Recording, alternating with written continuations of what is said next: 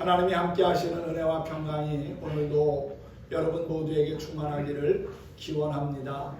지난주에는 설 명절이 있었습니다. 가족과 함께 기쁨을 나눈 행복한 시간이 되었을 거라고 생각이 되어집니다. 또 설 연휴가 끝나면서 한파와 또 눈도 많이 와서 조금 힘든 한 주간이 아니었나 하는 생각을 해봅니다. 늘 주님께서 여러분과 함께 하셔서 안전한 삶을 살고 또한 평안한 삶을 살아갔으면 좋겠습니다. 오늘은 특별히 선교주일로 예배를 드립니다. 금년에도 여러분 주보에 기록된 것처럼 우리가 국내외 또 기관 선교를 계속할 것입니다. 네팔 선교회, 남아공 선교회, 르완다 선교회, 몽골 선교회, 엘림 선교회, 그리고 모독교회, 삼립교회, 울독교회, 송곡교회, 협성대학교 미랄장학회, 또 월드비전, 그리고 영흥발전본부 신우회와 소중한 사람들 노숙인 복지시설, 이렇게 13곳을 섬기며 선교하려고 합니다. 하나님이 가장 기뻐하시는 일은 영혼을 구원하며 선교하는 일입니다. 그 일에 우리가 아름답게 헌신하고 쓰임받기를 소망합니다. 또한 선교하는 여러분의 삶과 가정에도 하나님이 함께 하시는 풍성한 은혜가 더해지기를 축복합니다. 오늘 사무엘상 15장의 말씀을 중심으로 제사보다 귀한 순종이라는 주제로 함께 말씀을 나누도록 하겠습니다. 하나님의 말씀보다 앞서면 안 됩니다. 또 하나님의 말씀을 불순종하며 살아서도 안 됩니다. 늘 하나님이 우리에게 주시는 말씀을 소중히 여기고 그 말씀을 쫓아 행하려고 힘써야 합니다. 왜냐하면 하나님의 말씀은 우리의 삶을 바른 길로 인도하고 또한 우리로 하여금 하나님의 자녀다움을 누리며 살아가도록 이끌어주기 때문에 그렇습니다. 늘 하나님의 말씀을 마음에 품고 그 말씀이 이끄는 거룩한 삶을 살아서 우리의 삶이 아름답게 쓰임받는 복된 삶이 되기를 원합니다. 살다 보면은 기쁘고 즐거운 일도 있지만 사실 힘들고 괴로운 일들이 더 많은 것 같습니다. 더군다나 믿었던 사람에게 배신을 당하거나 버림받으면 더욱 마음에 큰 상처가 되지요. 누군가에게 버림받는다는 것은 생각만 해도 두렵고 슬픈 일입니다. 하지만 우리가 사는 세상에는 이와 같은 일들이 너무나 많습니다. 부모로부터 버림받은 자식들도 있고요. 또한 자식으로부터 버림받아 쓸쓸하게 죽음의 날을 기다리는 부모들도 있습니다. 남편으로부터 버림받아 눈물로 밤을 지새우는 아내도 있고요. 또한 아내의 배신으로 분노와 슬픔 속에서 인생을 사는 남편들도 있습니다. 성경에도 보면 끝까지 하나님의 손에 붙들려 존귀하게 쓰임받은 사람이 있는가 하면 잘했다가 중간에 하나님으로부터 버림받은 인생도 있습니다. 하나님의 영광이 떠나게 했던 엘리 제사장, 또 이스라엘의 초대왕이었던 사울왕, 그리고 예수님을 배신한 제자 가룟 유다는 하나님으로부터 버림받고 저주 가운데 인생의 최후를 맞이했지요. 오늘은 이스라엘의 첫 번째 왕이었던 사울의 이야기를 통해서 우리에게 주시는 영적 교훈을 얻고자 합니다.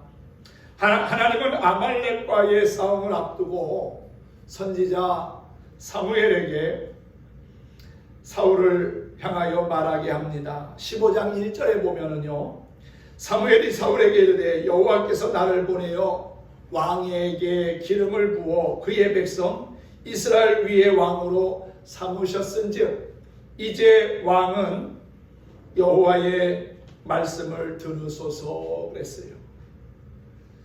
사무엘이 이제 왕은 여호와의 말씀을 들으소서라고 했는데 여기서 이제라고 하는 말엔 두 가지의 의미가 있습니다. 전에는 하나님의 말씀을 듣지 않았지만 이제는 하나님의 말씀을 들으십시오라는 그러한 의미가 있다는 거지요. 사무엘상 13장에는 사울이 왕위에 오른 지 2년 만에 블레셋과 전쟁을 한 이야기가 나옵니다. 사울의 군대는 그 당시에 3,000명 정도밖에 되지 않았고 블레셋은 병거가 3만이고 또한 마병이 6,000이나 되었다고 했습니다. 숫자에 압도된 사울의 군대는 사기를 잃고 허둥대며 도망가기에 바빴습니다. 전쟁이 나면 어떤 경우에도 하나님께 제사를 먼저 드려야 했습니다. 그런데 제사를 집례해야 할 사무엘 선지자가 일주일이 지나도 나타나지 않았습니다. 사울왕은 마음이 점점 조급해졌습니다. 결국 그는 제사장만이 드릴 수 있는 제사를 직접 자신이 드리고 말지요. 조급한 나머지 하나님의 말씀을 어기고 망령된 제사를 드린 겁니다. 이후에 도착한 사무엘이 그를 책망하지요. 사무엘상 13장 13절에 보면은 사무엘이 사울에게 이르되 왕이 망령되이 왕이 하나님 여호와께서 왕에게 내리신 명령을 지키지 아니하였나이다 라고 말합니다. 사실 누구나 이렇게 다급한 상황이 오면 하나님의 말씀을 듣지 않고 내 마음대로 행할 수 있습니다. 진학이나 취업이나 또는 결혼, 당장 해결해야 하는 재정의 어려움 등으로 인한 조급함 때문에 말씀을 저버리고 또한 하나님의 뜻과 어긋난 삶을 살아갈 때가 얼마나 많습니까? 지금 해야 한다라고 하는 그 조급함 때문에 지금까지 붙들고 살아왔던 하나님의 말씀을 놓치고 그 말씀을 버리고 세상의 방식을 따라 살아가는 경우들이 얼마나 많습니까? 어찌 보면 오늘 사울왕의 이야기는 다름이 아닌 오늘을 살아가는 우리의 이야기일 수도 있다는 것을 기억할 수 있으면 좋겠습니다.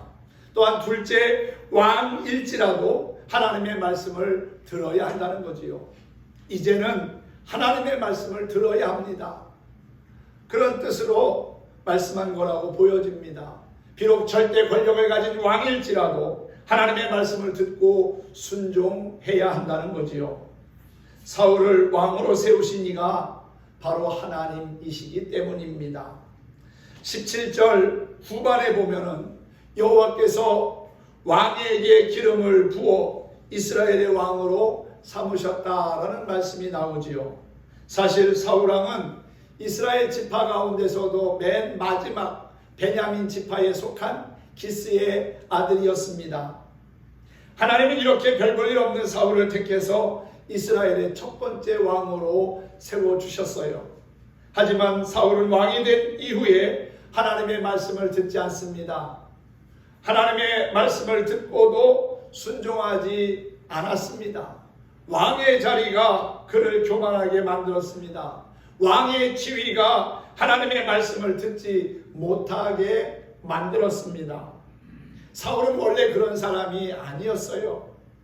그는 부모에게 순종하고 심지어 자기 사환에게도 그가 하는 말을 경청할 정도로 겸손한 사람이었습니다. 한 번은 아버지가 잃어버린 암나귀를 찾아오라고 명령하자 즉각 순종하여 사흘 동안 암나귀를 찾으러 다녔습니다. 뿐만 아니라 사환이 성읍에 있는 하나님의 사람을 찾아가서 물어보자 도움을 청하자 할 때도 사환의 말을 무시하지 않았습니다. 그렇게 겸손했던 그가 왕이 된 이후에 하나님의 말씀을 듣지 않을 정도로 교만해졌다는 것이지요.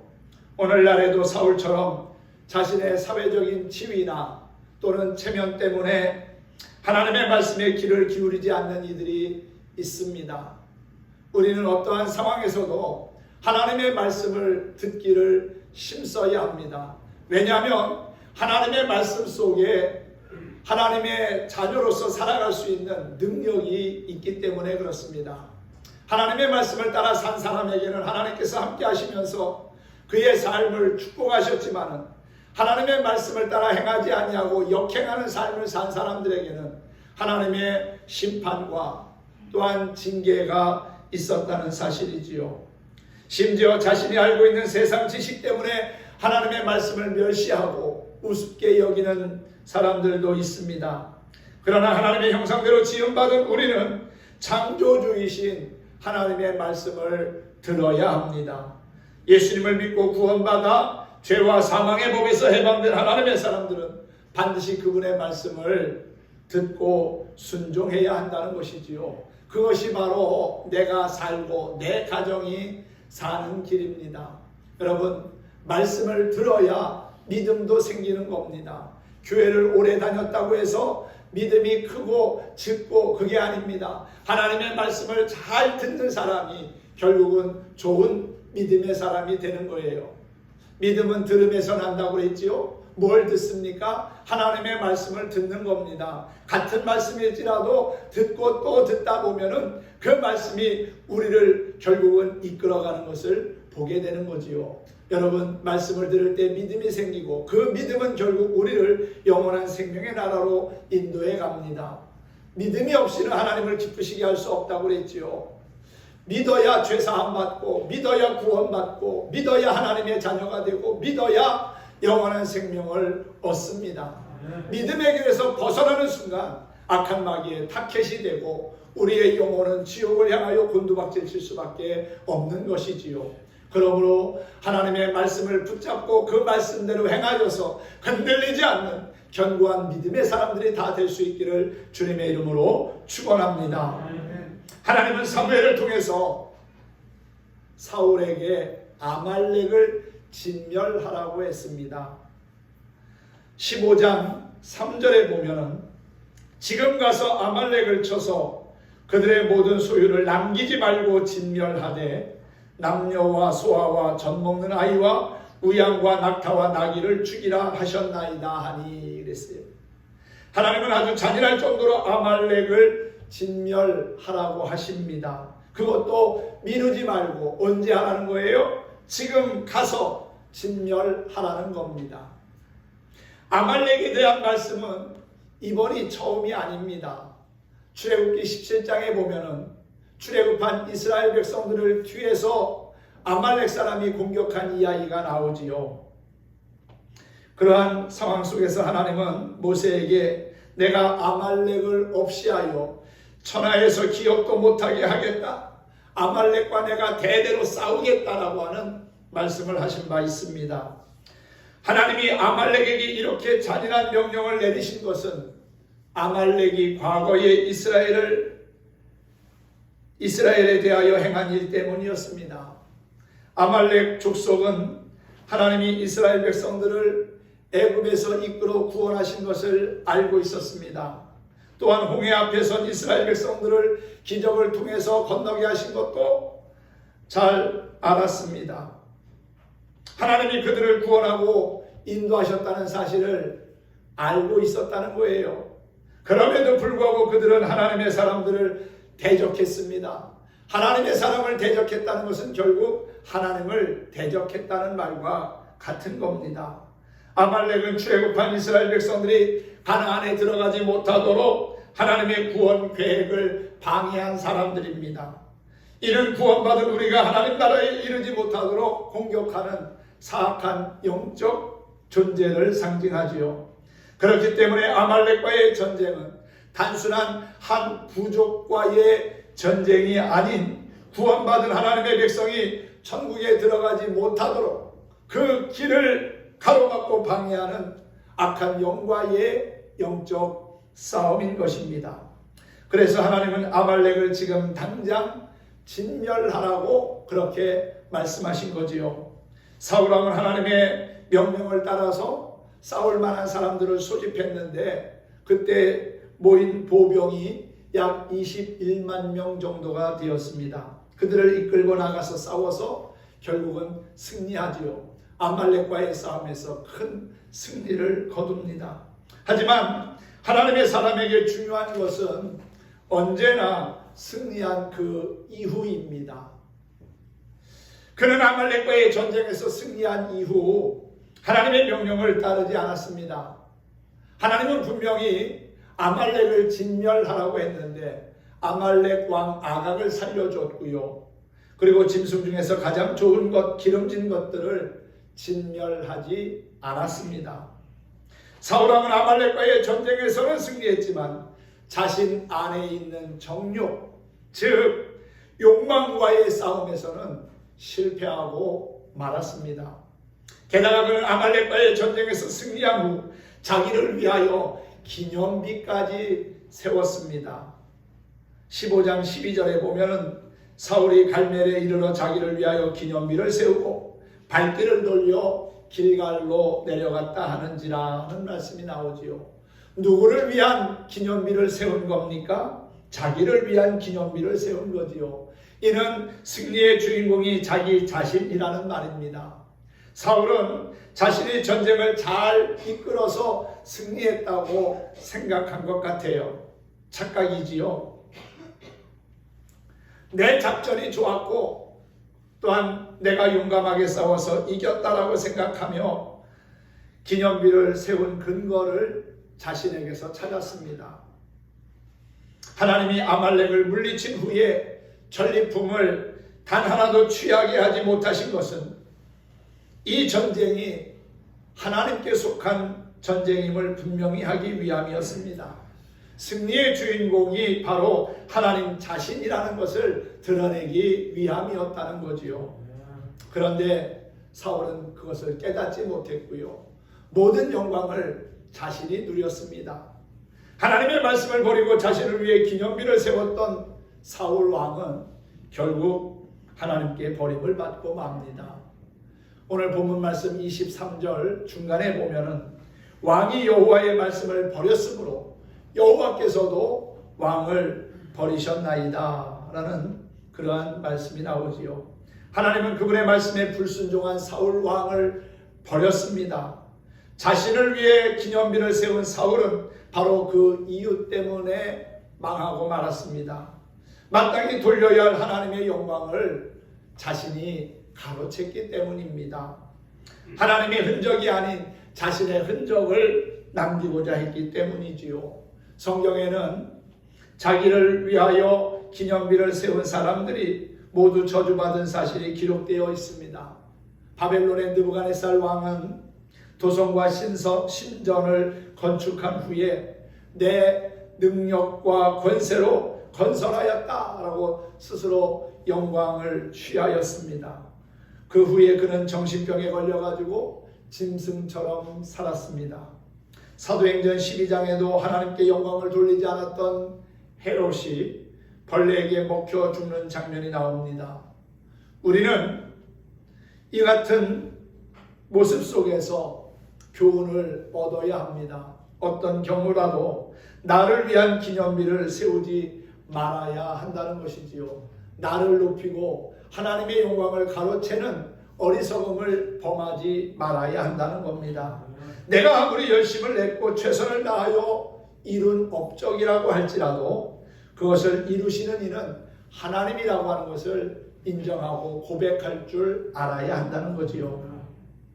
그러므로 우리는 끝까지 나는 무익한 종입니다. 마땅히 해야 할 일을 한 것뿐입니다. 라고 고백하며 오직 하나님께만 영광을 돌려야 합니다. 오늘 본문 말씀 가운데 23절과 그리고 26절에서 사울이 하나님의 말씀을 버린 결과를 두 번이나 지적하며 이 일로 사울 역시 하나님으로부터 버림받게 될 것임을 말씀했습니다. 여호와의 말씀을 버렸다는 것, 그것은 곧 하나님을 버린 것과 같다는 거지요. 사실 우리는 하나님 말씀에 불순종하는 것을 하나님을 버렸다라고까지 그렇게 해석하지는 않습니다. 불순종을 그저 대수롭지 않게 생각합니다. 하지만 하나님의 말씀을 거역하고 불순종하는 것은 하나님을 버리는 겁니다. 이는 하나님과 멀어지는 대표적인 영적 불감증이라고 할 수 있습니다. 하나님과의 관계가 이전만큼 친밀하지 못하십니까? 코로나19 상황이 지속되면서 하나님과 내가 멀어졌다고 생각이 드십니까? 이는 하나님의 말씀을 가까이 하지 않았기 때문입니다. 말씀을 조금 더 가까이 해보십시오. 아마도 그러한 생각은 떠나갈 겁니다. 우리가 여러 가지 지금의 상황 속에서 뭔가 내 믿음에 문제가 있다면 다시금 하나님의 말씀으로 돌아가려고 힘써야 합니다. 운동선수들이 운동하다가 잘 안 되는 경우가 있습니다. 잘 나가던 선수가 슬럼프에 빠져가지고 제대로 성적을 내지 못하는 경우가 있습니다. 그러면 그 선수는 처음으로 기본으로 다시 돌아가서 다시금 연습하고 훈련한다는 거지요. 여러분, 우리의 신앙도 마찬가지입니다. 하나님의 말씀을 우리가 많이 들었고 알고 있지만 때로는 다시금 하나님의 말씀으로 돌아갈 필요가 있습니다. 내 믿음과 신앙을 말씀을 통해서 다시금 점검해 볼 필요가 있다는 것이지요. 그래서 잘못된 모습은 수정하고 고칠 부분은 고치고, 그리고 하나님과의 영적인 주파수를 맞추면서 주님이 이끄시는 삶을 살아가다 보면은 결국 말씀에 사로잡혀 살아가고 있는 우리의 모습을 발견하게 될 줄로 믿습니다. 하나님의 말씀을 결코 가볍게 여기지 마십시오. 하나님의 말씀에서 벗어나지 마십시오. 하나님의 말씀을 버리는 순간 하나님께 우리 인생도 버림받을 수 있다는 것이지요. 시편 119편 43절은 이렇게 말합니다. 진리의 말씀이 내 입에서 조금도 떠나지 않게 하소서라고 말이지요. 진리의 말씀이 내 입에서 떠나지 않도록 그 진리의 말씀을 꼭 붙잡고 살아가는 저와 여러분이 되기를 소망합니다. 하나님의 말씀을 가까이 하는 것은 곧 하나님을 가까이 하는 것입니다. 하나님을 사모하는, 하나님의 말씀을 사모하는 것, 그것은 곧 하나님을 사모하는 것이고요. 하나님의 말씀을 사랑하는 것은 곧 하나님을 사랑하는 거지요. 사울왕이 왜 버림을 받았습니까? 하나님의 말씀을 가볍게 여기고 버렸기 때문입니다. 하나님은 단 한 번의 잘못 때문에 사울을 버린 게 아닙니다. 사울은 이전에도 하나님의 말씀을 버린 적이 있었습니다. 앞에서도 말씀드린 것처럼 사무엘상 13장에서 블레셋과의 전쟁이 벌어졌는데 선지자가 와야지 제사를 지내는데 선지자가 오지 않는다는 이유 때문에, 조급함 때문에 선지자를 기다리지 못하고 대신 제사를 드린 경우가 있었지요. 말씀을 어기고 망령된 제사를 드렸던 겁니다. 하지만 하나님은 당장 그때 사울을 버리지 않았습니다. 그에게 23년이라고 하는 자숙의 기간을 주셨고 회개할 수 있는 시간을 주셨어요. 그리고 23년이 지나서 아말렉과의 전쟁에 앞서 다시 사무엘 선지자를 보내가지고 말씀하셨습니다. 1절에 보면은요, 이제 왕은 여호와의 말씀을 들으소서. 그런데 안타깝게도 사울은 또다시 하나님의 말씀을 가볍게 여기고 순종하지 않았습니다. 하나님의 말씀을 버린 거지요. 사무엘이 사울을 찾아와서 책망을 합니다. 20절 말씀에 보면은 사무엘이 그를 향하여 책망할 때에 이러한 변명을 합니다. 나는 실로 여호와의 목소리를 청종하여 여호와께서 보내신 일로 가서 아말렉 왕 아각을 끌고 왔고 아말렉 사람들을 진멸하였으나 다만 백성이 그 마땅히 멸할 것 중에서 가장 좋은 것으로 길갈에서 당신 하나님 여호와께 제사하려고 양과 소를 끌어왔나이다. 하지만 이것은 그의 변명에 지나지 않았습니다. 사무엘은 그러한 사울을 향하여 22절에서 이렇게 말하지요. 여호와께서 번제와 다른 제사를 그의 목소리를 청종하는 것을 좋아하심같이 좋아하시겠나이까? 순종이 제사보다 낫고 듣는 것이 순양의 기름보다 나으니이다 라는 말을 했어요. 사랑하는 성도 여러분, 순종이 제사보다 낫다는 거예요. 예배도 중요하지요. 하나님 앞에 제사하는 것, 예배 드리는 것 얼마나 귀한 일입니까? 그런데 아무리 제사를 드린다 할지라도, 예배를 드린다 할지라도 하나님의 말씀과 어긋난 삶을 산다면, 하나님의 말씀에 순종하지 않는다면 그 예배가 무슨 의미가 있고 그 예배를 하나님이 과연 받으시겠느냐 하는 거지요. 사랑하는 성도 여러분, 그렇습니다. 하나님의 말씀을 들어야 하고요, 그 말씀에 순종하며 사는 것이 참된 예배자의 삶인 줄 믿습니다. 사울왕이 하나님께 버림을 받은 결정적인 이유는 바로 그 하나님의 말씀을 버렸기 때문에, 말씀에서 벗어나고 불순종했기 때문이라는 거예요. 사울왕이 하나님의 말씀을 버린 이유를 우리는 세 가지로 정리해 볼 수가 있습니다. 첫째는 조급함 때문이었다는 거지요. 앞서 사무엘상 13장에서 블레셋이 쳐들어올 때 백성들은 두려워 도망가고 제사장 사무엘은 도착하지 않았습니다. 그러자 마음이 조급해진 사울은 말씀을 어기고 망령된 제사를 본인이 드리고 말았습니다. 우리 역시 마찬가지입니다. 평상시에는 주님의 말씀에 순종하며 살려고 노력하지만 위급한 상황이 닥치면 말씀을 저버리고 내 심대로 내 노력과 내 경험을 앞세우려고 하는 경우들이 얼마나 많습니까? 여러분, 조급함 때문에 말씀을 듣지 못하는, 말씀을 청종하지 못하는 잘못을 범하지 않기를 소망합니다. 두 번째는 탐욕과 교만 때문이라는 거지요. 사울이 아말렉을 물리치고 난 다음 좋은 양과 소를 죽이지 않고 끌고 온 이유는 무엇입니까? 그가 말한 것처럼 좋은 것으로 하나님께 제사 드리기 위함이었을까요? 그건 하나의 핑계에 지나지 않습니다. 그것을 본 순간 마음에 탐욕이 생겼기 때문이지요. 아깝다는 생각이 든 겁니다. 왜 이것을 다 죽여야 하는가? 이걸 가지고 하나님께 제사 지내고 이걸 가지고 백성들에게 나누어 준다면 얼마나 좋겠는가? 근데 그거는 자기 생각이지요. 하나님의 생각을 자기의 생각으로 바꾸려고 하면 안 됩니다. 그때부터 문제가 발생하는 것이기 때문에 그래요. 우리 역시도 마찬가지입니다. 내 안에 있는 탐욕과 교만을 그대로 두면 결국은 타협하게 되고 하나님의 은혜를 잊어버리게 되고 자기를 위한 기념비를 세우게 된다는 겁니다. 그러다 보면은 결국 우리의 신앙과 믿음은 곤두박질 칠 수밖에 없는 것이지요. 그리고 또 하나 결정적인 것은 사람을 두려워했기 때문에 하나님의 말씀을 버렸다는 거예요. 24절에서 사울이 고백한 것처럼 내가 하나님보다 사람을 두려워했기 때문에 결국 하나님의 말씀을 저버렸다는 것입니다. 하나님을 경외하는 마음이 사라지면 사람을 두려워하게 됩니다. 사람을 두려워하면 결국 말씀을 버리게 되고요. 그렇게 말씀을 버리면 결국 하나님이 그와 함께 하시지 않습니다. 하나님의 영이 떠나가 버리고 맙니다. 버림받는 겁니다. 사울은 전쟁에서는 승리했지만 하나님께는 버림받았습니다. 하나님께 버림받은 자가 어찌 보면 세상에서 가장 불쌍한 자가 아니겠습니까? 하나님의 말씀 안에 거하고 그 말씀을 굳게 붙들 때 하나님께서는 우리 인생을 책임져 주십니다.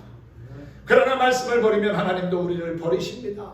아무리 위급한 상황이 생겨난다 할지라도 탐욕이 나를 강하게 붙잡으려고 할지라도 하나님의 말씀을 붙잡을 수 있기를 소망합니다. 하나님께서 반드시 책임져 주실 겁니다. 내 인생 최고의 성공은 하나님의 손에 붙들려 아름답게 쓰임받는 것이고요. 또한 내 인생 최악의 실패가 있다면 그것은 하나님께 버림받는 거예요. 제사보다 귀한 순종의 삶을 통해서 하나님의 기쁨이 되고 남은 여생을 존귀하게 쓰임받는 하나님의 사람들이 다 될 수 있기를 주님의 이름으로 축원합니다. 오늘도 함께 찬양하면서 말씀을 마치겠습니다. 주님 말씀하시면 이라는 찬양을 함께 부르겠습니다. 주님이 말씀하시면 나아가고 주님의 뜻이 아니라면 멈출 수 있어야 합니다. 나의 가고 서는 것이 주님의 뜻임을 알고 주님이 이끄시는 그리스도인의 삶을 살아갔으면 좋겠습니다. 함께 찬양하겠습니다.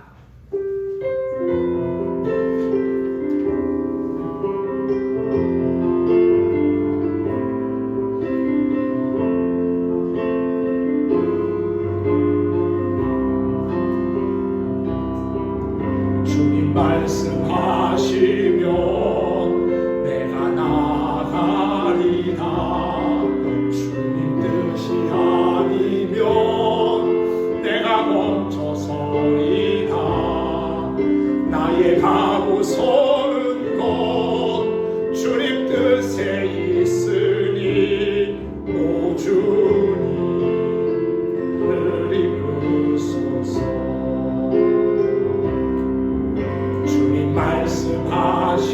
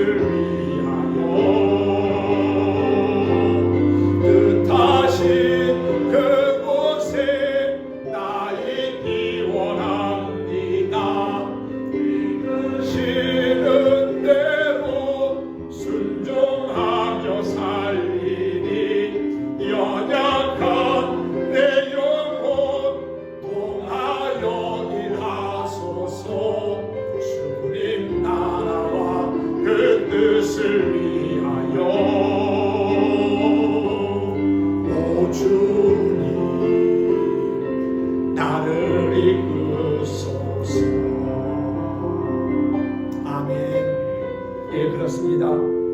말씀을 따라 순종하면 연약한 내 영혼을 통하여 하나님이 일하십니다. 주님의 나라와 그의 뜻을 위하여 살아가도록 역사하실 것입니다. 인생의 답은 언제나 하나님의 말씀 안에 있습니다.